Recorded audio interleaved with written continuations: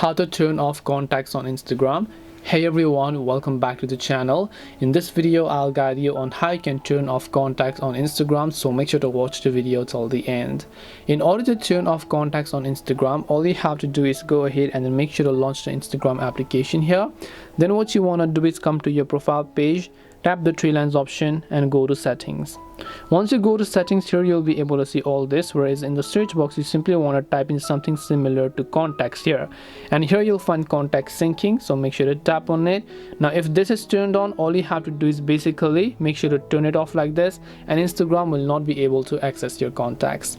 This way you'll be able to turn off contact syncing on Instagram. Hope this video was very helpful to you guys.